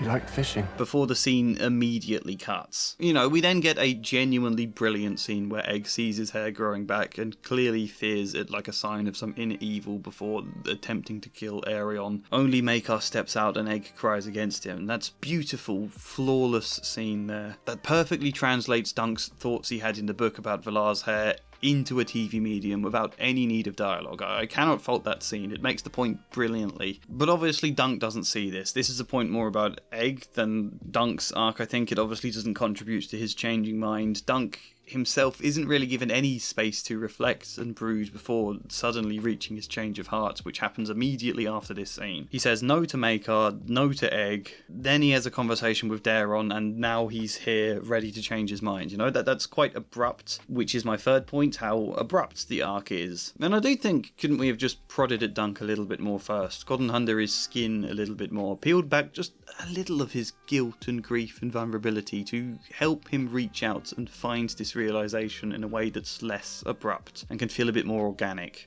Personally, I think if you would have had the first scene with Makar happen earlier in this episode so that there was more space then for Dunk to brood on this point, more space for him to change his mind in a less heavy-handed fashion, I think that could have worked a lot better. You know, we got a lot of scenes explaining why Dunk gets to the point where he says no to Makar, but then not much space after that before he changes his mind. And I think had there been more space for that, had it been a more organic change for Dunk, it would have made him telling Makar, Darren never slept in a ditch. All the beef Arya never ate was taken rare and bloody. Feel more like the punch that I think it deserves to feel like. More of a solid concluding beat to the entire story. And I'm not saying you need to put huge emphasis on this line or have any drama around it. I just think it would have had more natural impact in a kind of understated sense. Had there just been more of a solid structure in the background building up to this moment. Yeah, that's all a lot of words to say. I just think the structure of this episode is slightly weaker than we've seen the rest of the season. Not bad, but not what I've come to expect. What else to say? I'm conflicted on Dunk asking Sir Arlen why he didn't knight him. I would have hated the idea of this in the show if someone had told me it before, because it removes all the ambiguity. Whether or not Dunk was knighted, I think most of us assume he wasn't. I think that was the general consensus, but it does feel a bit of a shame to strip back that subtlety. However, having seen this scene, obviously, I think it does take away that ambiguity in order to open up space for a more interesting ambiguity instead, which is why Sir Arlen didn't knight him. I think that's a more interesting question to ponder and never be given a clear answer to than the question of whether or not Dunk was knighted in the first place. You know, that question now is charged with so much more emotion. So I think I like it. I think so. I also like the change of dialogue for the final scene. In the book, Egg asks Dunk where they're going and Dunk says, "Well, I've never been over the Red Mountains. Would you like to have a look at Dorne?" Egg grinned. "I hear they have good puppet shows." Which feels like it's in honour of Tanzel. If they're not going to Dorne specifically to find her, maybe they're somewhat going in memory of her, you know? Which is sweet, and a great line to end the book on, but I think TV shows don't have to end with words as much. You know, you can have a sweeping shot cast over a golden field as they ride off into the distance. That's a more fitting ending in a TV show. So I think this exchange would be a bit more heavy-handed, and I think in that sense it's sensible to change it so Egg makes the suggestion. Where are we going, sir? Don't know. I've never been over the Red Mountains before. I hear they have good puppet shows in Dawn. In general, I think the line suits Egg a bit better anyway. I don't hate Makar not agreeing to let Egg go either. In a lot of ways, I kind of prefer it, because ending the scene between him and Dunk with a line, "He's my last son," is one hell of a line. Tragic both in the sense this is a father who feels he's only gotten one other son he can believe in, and now he may have to let him go. But also tragic in a sense he's clearly given up on his other children, and I feel a bit sorry for them, especially for Aemon. Not that we ever see Aemon. I think it would be quite abrupt to just follow that big of a line from Makar with just assuming he must have off-screen decided to let Egg go. Because when you hear a line like that, like, of course he doesn't want to let Egg go. Of course he feels Egg is all he's got left, and also his last chance to prove he himself is not a terrible father. I think when you place so much emphasis on that line and then we don't see anything more of Makar after it, it would feel a bit surprising if he consented to let Egg go. I think this version of Makar then has more depth, is more interesting. Things may have also been a bit more confrontational between him and Dunk in the show. He's often sneered and scoffed at Dunk like some lowly hedge knight, and in return, Dunk has been a bit less gentle with him too. The contrast between, for example, this in the books. "Did the trial addle your wits, man? Aegon is a prince of the realm, the blood of the dragon. Princes are not made for sleeping in ditches and eating hard salt beef. He saw Dunk hesitate. "What is it you're afraid to tell me?" And in the show... I forbid him to live as a peasant. Aegon is blood of the dragon. He cannot sleep in ditches and eat hard salt beef. Similarly, the fact Maekar has to prompt Dunk to speak his mind before he says, "Daeron never slept in a ditch, I'll wager," Dunk said, very quietly. "And all the beef Aeron ever ate was thick and rare and bloody, like as not." I think I prefer the added friction between them in the show. I think it better aligns with the fact some of Maekar blames Dunk for Baelor's death, and some of Dunk blames Maekar for the trial. And when you cut through all the friction to Maekar's deep vulnerability beneath when he says he's my last son, I think that's so much more powerful as a result of that. So all of that said, I think it makes sense that Maekar wouldn't agree to let Dunk go. My only concern is I think it could be damaging to Egg that he lied at the end. Their biggest fallout this season was directly from Egg lying to Dunk, and now it's happening again. Also, how the hell do they resolve this? Maybe they have a really good idea for how to tackle this in season 2, but until then I think I'm entitled to feel a little bit skeptical. Apparently Maekar isn't even going to be in season 2, so I hope we're not just going to hold this point until season 3. That's a long time to wait. I don't know. Maybe there's a really good idea, I'm just slightly skeptical. I think Maekar agreeing to let Aegon go works a lot cleaner in the books, especially because there's more mutual respect between Maekar and Dunk than there is in the show. In general, this whole section of the story is a lot cleaner in the book. It's a lot tighter and a lot less messy, but at the same time you do gain a lot of extra depth and interesting moments by stretching out an entire episode from it. Oh, I should also mention the music, shouldn't I, before you all wonder. I'm conflicted on the music. It does draw me out of the world, and in terms of the jazz at the start, it feels a bit unnecessary, I think. I reckon they could convey the exact same humour that scene without jazz. But then the song 16 Tons at the end of the episode, it again pulls me out of the world, but I think it makes more sense to do that at the very end of the season, and also it is more fitting. A song about coal miners who were effectively trapped in a transactional based system paid by the company in a currency that could only be spent at company stores. It's not a song I really know, but it does make me think how we've seen that exact kind of currency being used here, with Dunk being a Hedge Knight who's supposed to sort of sell himself to different lords. Basically had 2 different offers this episode that he's turned down, how much that's already been compared with Rowan or Alice Three Fingers selling themselves to different lords, with Sir Stefan trading his honour for a lordship. I suppose I just think, regardless of everything I've said about this episode, that the only good Targaryen is a dead Targaryen being a little extreme of view, especially coming from people who have no thought or desire to actually change the system. You know, the only difference between a Targaryen or a Baratheon king is that one might be slightly less mad than the other, but it's still a king. It still doesn't make a huge amount of difference to the small folk across Westeros, and I think in that sense, Dunk not managing a more amicable agreement with Maekar and Egg just running off despite his wishes, suddenly that rebellion does actually feel kind of fitting. Feels like a rebellion against the Westerosi system, because there is no transaction here. Dunk is selling nothing and swearing nothing, and I think for Egg to be doing the outright opposite of what his father has instructed feels much more like rejecting his family and rejecting the Targaryen way, at least for now. And I do kind of like that, actually. I think the decision here, both of Egg running away and of the music, are kind of growing on me. It gives it a more rebellious edge to this episode. I don't know. I'll have to see how I feel next time I watch it, but I don't hate it, and it does kind of annoy me when you get all these angry comments ranting about how brain-dead a decision the music is, and Ira Parker is a total idiot who understands nothing about Westeros, and it's like, at least try to understand their vision before condemning it. You know, you don't have to like an idea, but you can pay it the courtesy of first understanding what it was trying to go for, in my opinion. I mean, who am I to comment? 90% of YouTube reviews are just people ranting about how bad they think something is, rather than providing meaningful critique. Overall, I rated this episode 8 out of 10. What did you all rate it? Well, there's 3.3 thousand votes at the time of recording. 52% said brilliant, 24% said good, and 4% said a bit flawed. So that's 200 points out of 240, which comes out at 0.833333. So 83%. And here is what the two lists of rankings look like next to each other. pretty similar across the board, actually. My favourite episode is episode 3, where the poll's favourite episode is 4. My least episode is joint between 1 and 6, but I think out of the two, I would say 6 is my least favourite. Like, maybe I'd give that a 7.9 in comparison, where the poll's least favourite is 1.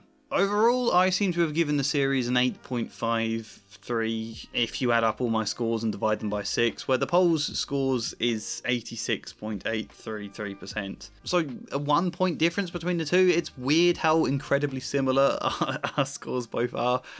I was expecting huge differences between the results. Suddenly this whole poll thing feels unnecessary and boring, and I shouldn't have included it anyway, but I've done it now, so is there anything more to say?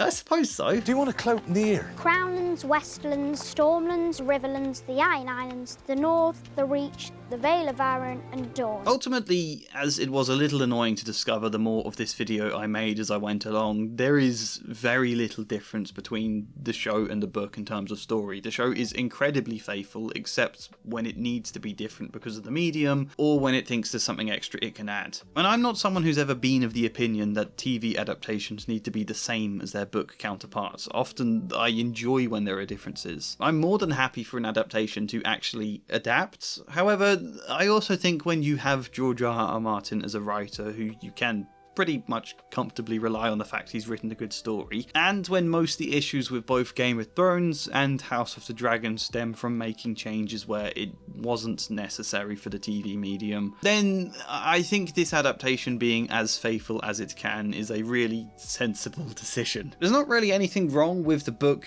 at all that you would need to change. Even things like the fact we barely got to know Lionel Baratheon in the book before he joins Dunk in the trial. That's not really so much of a problem there as it would be in the show. So you've just got as faultless a book foundation for your story as you could possibly hope for, and also it's not so vast in scale as A Song of Ice and Fire is that it becomes difficult to adapt, nor so scarce in detail as Fire and Blood that you have to paint in a lot of the gaps. So whilst I'm not saying the faults of Game of Thrones and House of the Dragon are down to the texts they have to work from, that they had a harder job, I'm not saying that's what went wrong with them, because it's a lot more than that, but I would also say Ira Parker had it easy with adapting this book into a TV format, or Ira Parker and the rest of the team. He is the creator and lead writer, I think, but there's also Aziza Barnes, Hiram Martinez, Ty McKell, and Annie Julia Wyman. I think the vast majority of the changes they've made here are very sensible ones, but obviously not all of them. And I think on balance there's probably more detail in the show than there is in the book, which isn't always the case. You know, with A Song of Ice and Fire, it's very obviously the other way round in comparison to Game of Thrones, even before that show went off of the books. We do miss some tidbits here, like Lionel Baratheon being the Laughing Storm, the fact Aerion is sent away to Lys in the book, Baelor's iconic lance strategy. But as we've said, the book is very small, and that means the vast majority of its detail does appear in the show, with a lot added on top, such as more scenes with Lionel, more scenes with Raymond, a lot more of Sir Arlen, and most fittingly, more exchanges between Dunk and Egg. This adaptation knew what its main strength was, and they made the most out of that without it becoming indulgent. So, if I'm honest, on that point alone, I think I prefer the show. I think the book is a lot less flawed, but also inevitably a lot more contained. I feel much more invested in the bond between Dunk and Egg in the show, and I think despite the small budget, they absolutely knocked it out of the park with the cinematography here, the performances. I've barely talked about anyone's performances. I think they're all really good, basically. Peter Claffey, Dexter Solansel. I find Stefan a little bit too stiff in his portrayal in the show, but generally I think almost all of them elevate the characters. I'm not on board with all of the editing exactly. I think in this show I've been pretty candid that the humour rarely got me to laugh for something that half bills itself as a comedy here, or at least as the comedic of the Westeros TV shows. But that's less a criticism than my personal feeling.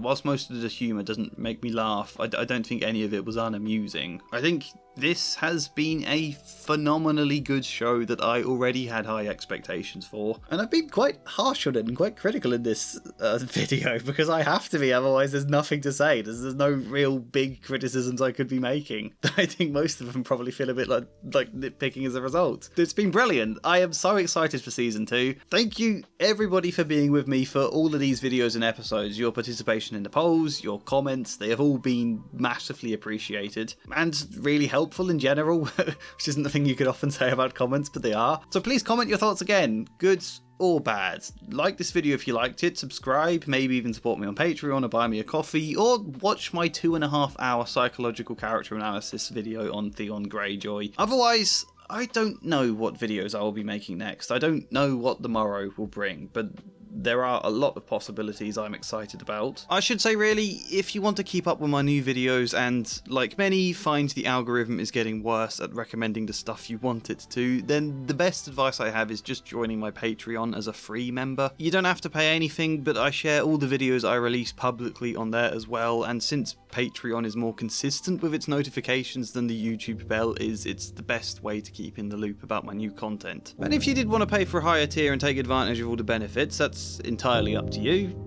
I suppose everything is entirely up to you there, but I do have some big plans for the year ahead. I have some exciting news to share fairly soon, I think. But until then, hopefully see you next time. And as ever, a special thank you goes to Flying Spider, Luke Hoare, Michael Gallagher, Ben Marie, Thafy, Chad Bramwell, and Joshua C. Follier. Thank you.